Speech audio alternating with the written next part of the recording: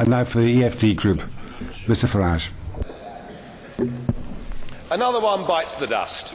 Country number 4, Spain, gets bailed out, and we all, of course, know that it won't be the last. Though I wondered over the weekend whether perhaps I was missing something, because when the Spanish Prime Minister, Mr. Rajoy, got up, he said that this bailout shows what a success the Eurozone has been. And I thought, well, having listened to him over the previous couple of weeks telling us there wouldn't be a bailout, I've got the feeling after all his twists and turns he's just about the most incompetent leader in the whole of Europe. And that's saying something, because there's pretty stiff competition. Indeed, every single prediction of yours, Mr. Barroso, has been wrong. And dear old Herman Van Rumpoy, well, he's done a runner, hasn't he? Because the last time he was here, he told us we'd turned the corner, that the euro crisis was over, and he hasn't bothered to come back and see us. You know, I remember being here 10 years ago and hearing the launch of the Lisbon Agenda.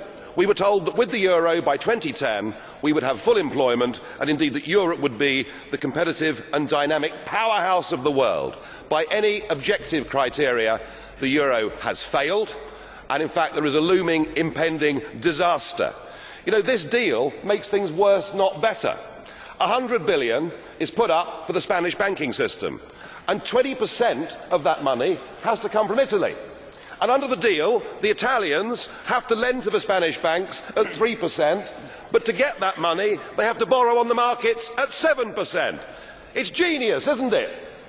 It really is brilliant. So what we're doing with this package is we're actually driving countries like Italy towards needing to be bailed out themselves. In addition to that, we put a further 10% on Spanish national debt. And I tell you, any banking analyst will tell you 100 billion doesn't solve the Spanish problem. It would need to be more like 400 billion. And with Greece teetering on the edge of euro withdrawal, the real elephant in the room is that once Greece leaves, the ECB, the European Central Bank, is bust. It's gone. It has 444 billion euros worth of exposure to the bailed out countries.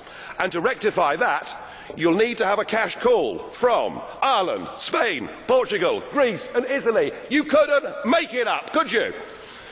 It is total and utter failure. This ship, the Euro Titanic, has now hit the iceberg, and sadly there simply aren't enough lifeboats. Thank you very much.